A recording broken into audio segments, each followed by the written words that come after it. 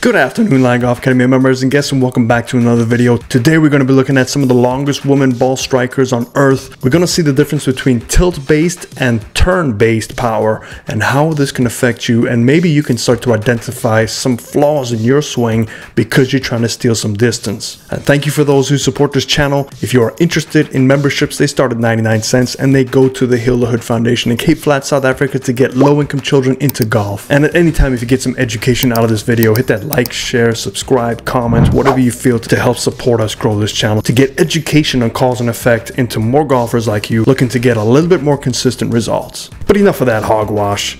Let's go find out how you can steal some distance.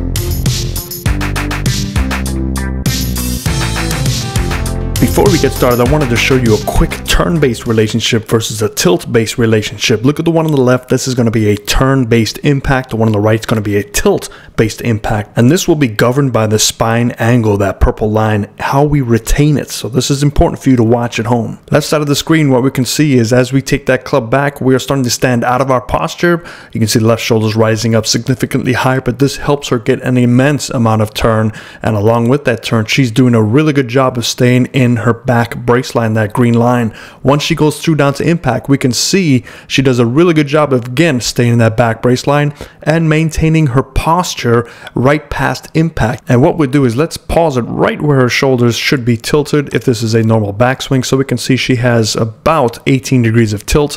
Once we get down through impact, right the next frame over, her shoulder tilt did increase to about 40, so we see a 22-degree increase of shoulder tilt. But in relation to the start of the swing, we can see that she is at 28 degrees. So from start of the swing to impact, we are looking at 12 degrees of tilt increase, which is fine. We're going to leave the numbers on the left side. Let's go to the one on the right. Let's first of all get her shoulder tilt at the start of her swing. It is at 26 degrees. We get to the top of her swing. Now she does the same motion trying to turn, but her issue is she keeps that left shoulder down instead of straightening it to allow her upper body to stay against that brace line. And as a result, we start to see her tip towards her toes. Now she's trapped, even though she has a lot of turn. But as we turn to try and get down to the impact position, we can see that we've lost some territory here, and she's essentially crunched at the golf ball. So from this point on, look at her shoulder tilt under, so we see a big tilting to help square that club face up. So remember, there's two ways to get your hands out in front. One is to turn, one is to tilt. The turning is a lot easier in the back. The tilting can cause some issues. So we can see that shoulder tilt here is pretty close to 26 degrees on her way down. As she gets down to impact, we're going to go one frame past impact. You can see the amount of tilt that she's established, which is 65 degrees. So if we back it up to the beginning and check that tilt when she sets up, so she gets around 40 degrees of tilting in her motion. So when you start losing your posture into the golf ball, the only way to escape it and keep the club on plane is to increase your tilt, which is really hard to do, specifically if you're older and you sit in the computer like I do most of the days. But let's take a look at some golf swings. This is the finals, and I want you to watch how these two address the golf ball differently, but also look at their motion. So I'm gonna stay quiet and give you a moment of silence to watch this thing of beauty. We're going to pause and look at the Flightscope data for Gabby and Phillis. So what we're going to see is, look at the club head speed. They're almost identical. Now the spin rate is slightly lower for Phillis, 200 RPMs. Not going to make that much of a difference. Launch angle is about the same, so 15 degrees, 15 degrees. You'll notice that the ball speed is 166 for Gabby, but 177. Now 11 miles an hour faster ball speed with the same club head speed will equate to, look at the distance, 26 yards further carry. Now when I'm looking at these numbers, there are a few numbers that are missing that could help diagnose what really occurred, but it looks like a centeredness of contact. But let's go back to Gabby. We're going to look at a face on view, and I want you to see what she's doing here. So this is pretty routine nowadays. We start to see more guys and girls in long drive do this, is they're shifting their weight right to left, getting the feeling of the weight distribution, weight transfer, accentuating that motion. But what you'll notice is right there, so that's basically where her swing starts, is look at how much the hands are out in front of the golf ball.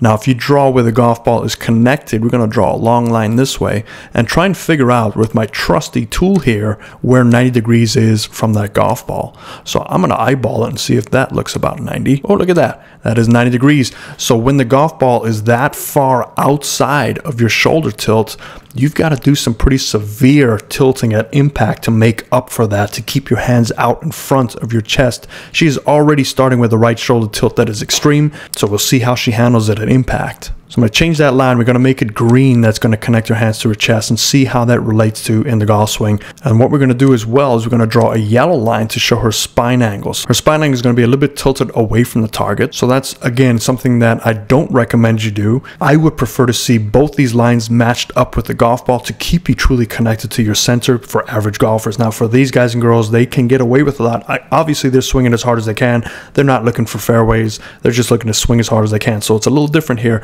but we're going to take a look at these two lines and how they relate to each other. So we see that extreme weight transfer as she stands up. The reason she's standing up is to allow herself to turn, because it's very difficult to turn from this low position. So she's going up, getting the weight on the right side. There goes that extreme turn. So look at how much her back is rotating. This is probably close to 140 degrees of turn, but also look where that club is, a la John Daly. That club is peering out. She can see that club head with her left eye. So not only does she have an extreme turn, but she's also tilting towards the target, so her upper back is moving in this direction, and this will allow the hands to move back even further. So this is how we start to steal distance. We do this by also not losing control of our right hip. Now from here to line up all these lines takes a lot of timing, so that's why long drive hitters can hit it pretty far but not as accurate as they would like, just because there's just too many motions in play. So now we've got that red line, we've got the yellow line and the green line. They all have to kind of match at impact. Does she do it in time? So there goes that lower body. We're driving that lower body left. We're trying to realign everything as we strike the golf ball. We can kind of see where all that is. So let's look at now, did we line up all those lines together? So right here is impact. We can see the fluttering between two frames. So we're going to consider this impact. We see the golf ball just taken off. But let's redraw these lines now and see if we reconnected them. So let's start with the green line. Her spine angle is slightly leaning further back, which will help with that launch. And we see the shoulder tilt 90 degrees to where the ball is. You can see how it's increased even more. So when you start with tilt, you have to increase more tilt, and that is the one issue that I see with amateur golfers. Now, if we clean up all these lines, it's getting a little confusing. I want you to look at the right shoulder, how it continues to tilt under.